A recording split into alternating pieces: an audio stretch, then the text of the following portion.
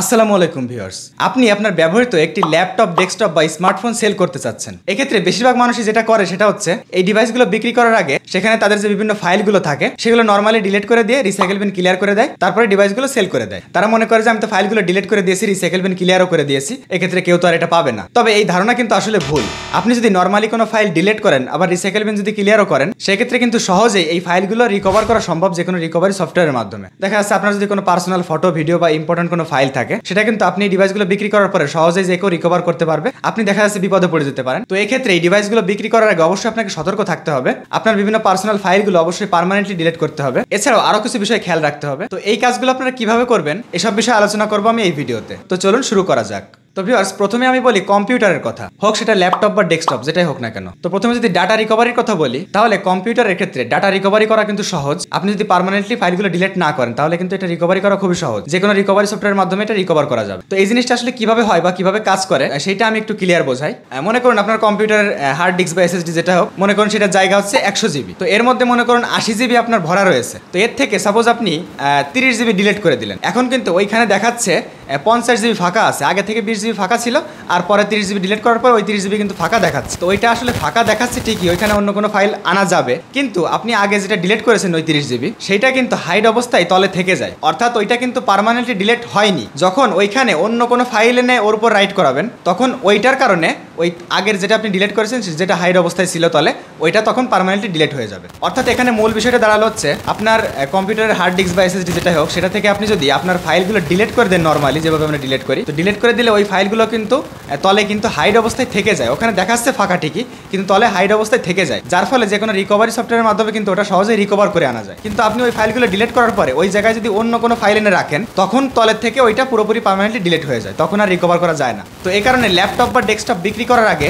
আপনি কি করবেন, আপনার ড্রাইভগুলোর মধ্যে সেগুলো আপনি প্রথমে ডিলিট করে দিবেন বা ফরম্যাট দিয়ে দিবেন। তো দেওয়ার পরে এবার আপনারা কি করবেন, কোনো বড় সাইজের, যেমন হতে পারে মুভি বা বড় সাইজের কোনো ভিডিও বা আপনার যেটা সুবিধা হয়, কোনো ফাইল এনে ওর মধ্যে আবার আনবেন, এনে ওই ড্রাইভগুলো ভরবেন আর কি। তারপর ওইগুলো আবার ডিলিট করে দেবেন। দরকার হলে এই কাজটা আরও 2-1 বার করতে পারেন, যাতে একদম ওই আপনার আসল ফাইলগুলো একদম তল থেকে পার্মানেন্টলি পুরোপুরি ডিলিট হয়ে যায়। এছাড়াও কিছু সফটওয়্যারের মাধ্যমে কিন্তু একবারেই পার্মানেন্টলি ডিলিট করে দেওয়া যায়, যেমন আমার জানার মধ্যে সি ক্লিনার, এটা দিয়েও করা যায়। আর আপনি আরেকটা কাজ করতে পারেন, আপনার ল্যাপটপ, ডেস্কটপ যদি ভবিষ্যতে সেল করার ইচ্ছা থাকে বা এমনিতেই হোক, আপনি আপনার পার্সোনাল কোনো ফটো, ভিডিও বা পার্সোনাল বা ইম্পর্টেন্ট কোনো কিছু, সেইগুলো আপনি যেটা করতে পারেন একটা ড্রাইভের মধ্যে রাখবেন। সেইগুলো যেগুলো আপনার খুবই গুরুত্বপূর্ণ, অন্যর হাতে গেলে যেগুলো আপনার বিপদ হতে পারে, তো এইসব ফাইলগুলো আপনি একটা ড্রাইভে রাখবেন, যাতে আপনি সেল করার সময় ওই একটা ড্রাইভ থেকে ওইগুলো ডিলিট করে দিয়ে বা ফরম্যাট করে দিয়ে আপনি ওইখানে অন্য ফাইল এনে সহজেই রেখে আবার ডিলিট করে দিলে তলের থেকে ডিলিট হয়ে যাবে। মানে আপনার অন্যান্য যে পার্টিশনগুলো, ড্রাইভগুলো, সেগুলোতে আপনার দেখা আছে মুভি বা অন্য কোনো ফাইল যেগুলো এতটা ইম্পর্টেন্ট না, মানে ওগুলো কারোর হাতে পড়লে কোনো সমস্যা হচ্ছে না। তো এই কারণে ওইগুলো তো আর আপনার এরকম পার্মানেন্টলি ডিলিট করা লাগতেছে না, কারণ ওইগুলো রিকভারি করলেও তো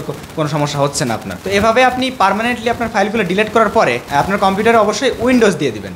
উইন্ডোজ দেওয়ার সময় অবশ্যই সি ড্রাইভ কিন্তু ফরম্যাট দিয়ে দিবেন। আর উইন্ডোজ দেওয়ার আগে আপনি যেটা করতে পারেন যে আপনার যেসব জায়গায় কোনো অ্যাকাউন্ট লগ ইন করা আছে আপনার কম্পিউটারে, যেমন জিমেইল অ্যাকাউন্ট বা ফেসবুক অ্যাকাউন্ট বা কোনো ব্যাঙ্ক অ্যাকাউন্ট বা যে কোনো কিছু এই ধরনের, সেগুলো আপনি প্রত্যেক জায়গা থেকে আগে লগ আউট করবেন।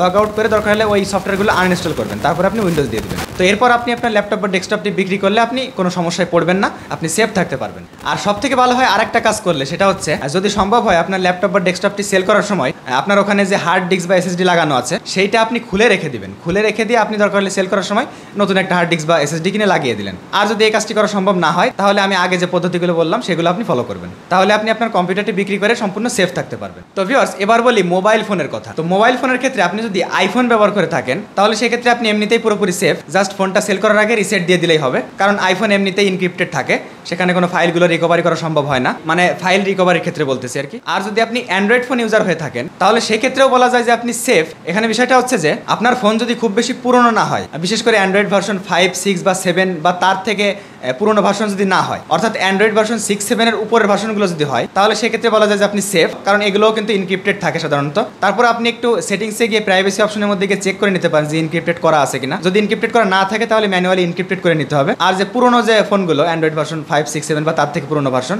এগুলো তো মেবি আপনি ম্যানুয়ালি ইনক্রিপ্টেড করে নিতে পারবেন। অথবা আপনার যদি এরকম বেশ পুরোনো ফোন হয়, সেক্ষেত্রে আপনি কম্পিউটারে যেরকম আমি বললাম পার্মানেন্টলি কিভাবে ডিলিট করতে হয় ফাইলগুলো, সেভাবে আপনি ডিলিট করতে পারেন। ফোনটা রিসেট দিয়ে তারপর ওর মধ্যে কিছু ফাইল আবার রেখে স্টোরেজ ফুল করে ওগুলো আবার ডিলিট করে দিলে নিচের থেকে ওগুলো ডিলিট হয়ে যাবে। তো এটা তো গেল মোবাইল ফোনের ডাটা রিকভারির বিষয়টা। তো ডাটা রিকভারির ক্ষেত্রে বলা যায় যে আসলে মোবাইল ফোন সেফ, কারণ আইফোন তো এক্ষেত্রে এমনিতেই সেফ। সেফ আগেই বললাম। আর অ্যান্ড্রয়েড ফোনও আসলে এই সময় এসে আমার কাছে মনে হয় না যে ওই অ্যান্ড্রয়েড 5, 6, 7 এই ভার্সনগুলো কেউ ব্যবহার করলেও হয়তো খুব রেয়ার, অনেকের দেখা যাচ্ছে অনেক পুরনো কোনো ফোন থাকতে পারে, সেটা আলাদা বিষয়। তাছাড়া সবাই কিন্তু আপডেট ফোনগুলোই ব্যবহার করে। তো এই কারণে মোবাইল ফোনের ডাটা রিকভারির ক্ষেত্রে আসলে তেমন রিস্ক নেই। তবে মোবাইল ফোনে যেহেতু আপনি আপনার সিম ব্যবহার করেছেন, সেক্ষেত্রে আবার এখানে একটু রিস্ক আছে। এখানে আবার একটু সতর্ক থাকতে হবে আপনাকে। অনেক সময় দেখা যাচ্ছে আপনি সতর্ক না থাকলে ঝামেলায় পড়ে যেতে পারেন। সেটা কিরকম হতে পারে, দেখা যাচ্ছে আপনি আপনার ফোন বিক্রি করার সময় সিমটা খুলে রিসেট দিয়ে আপনি ফোনটা বিক্রি করে দিলেন। তো এক্ষেত্রে যে ফোনটা কিনলো সে বা অন্য কেউ ওই ফোনটা নিয়ে দেখা যাচ্ছে সেই সিম দিয়ে কোনো ক্রাইম করলো। এখন দেখা যাচ্ছে সে ক্রাইম করে ফোনটা অফ করে দিল, তার সিম খুলে ফেলে বা এমনি ফোনটা অফ করে দিল। তো তখন যদি এটা নিয়ে ইনভেস্টিগেশন হয়, তখন দেখা হবে যে ওই ফোনে আর কোন কোন সিম ব্যবহার করা হয়েছে, IMEI নাম্বার চেক করবে। তখন দেখা যাবে যে ওই মোবাইলে আপনার সিমও ব্যবহার করা হয়েছিল। সেক্ষেত্রে দেখা যাচ্ছে আপনি একটু ঝামেলায় পড়ে যেতে পারেন। তো এই কারণে অবশ্যই আপনি ফোনটা যার কাছে বিক্রি করবেন, অবশ্যই তার ভোটার আইডি কার্ডের ফটোকপি রাখবেন। আর এছাড়া চাইলে আপনি তৃতীয় কোনো ব্যক্তির মাধ্যমে লিখিত নিয়ে রাখতে পারেন, মানে আপনি যে ফোনটা তার কাছে বিক্রি করেছেন এটার একটা প্রমাণ স্বরূপ আর কি। তাহলে আপনার ওই ফোন দিয়ে যদি পরবর্তীতে কোনো ক্রাইম করা হয়, তখন আপনি দেখাতে পারবেন যে আপনি ফোনটা এই ব্যক্তির কাছে বিক্রি করেছিলেন। আর এছাড়া আর কিছু ছোটখাটো কাজ আপনি করতে পারেন, যেমন আপনি ফোনটা রিসেট দেওয়ার আগে আপনার ফোনে যত প্রকার আইডি লগ ইন করা আছে বা অ্যাকাউন্ট লগ ইন করা আছে, যেমন ফেসবুক আইডি, জিমেইল আইডি বা ব্যাঙ্ক অ্যাকাউন্ট বা এই ধরনের যত প্রকার অ্যাকাউন্ট লগ ইন করা আছে, সব জায়গা থেকে আপনি লগ আউট করবেন। লগ আউট করে দরকার হলে ওই অ্যাপসগুলো আনইনস্টল করে দিবেন। তারপর আপনি ফোনটা রিসেট দিবেন। মানে ফোনটা রিসেট দিলে তো অবশ্যই সব কিছু এমনিতেই চলে যাবে। তারপরে একটু এক্সট্রা সতর্ক থাকার জন্য আমি এটা বলতেছি, করতে পারেন আর কি। তো ভিউয়ার্স, এই যে বিষয়গুলো আমি বললাম, তো এই কাজগুলো করলে আশা করি আপনি আপনার কম্পিউটার বা মোবাইল ফোন বিক্রি করে কোনো ধরনের ঝামেলায় পড়বেন না। তো ভিউয়ার্স, আশা করি আপনারা সম্পূর্ণ ভিডিওটি বুঝতে পারছেন। ভিডিওটি ভালো লেগে থাকলে প্লিজ লাইক, কমেন্ট, শেয়ার। আপনার কোনো কিছু জানার থাকলে আমাকে সেটা কমেন্ট বক্সে জানাবেন। আর আপনি যদি এই চ্যানেলটি এখনো সাবস্ক্রাইব না করে থাকেন, তাহলে প্লিজ সাবস্ক্রাইব করে পাশে থাকা বেল আইকনে ক্লিক করে দিবেন। তো সবাই ভালো থাকবেন, সুস্থ থাকবেন। আল্লাহ হাফেজ।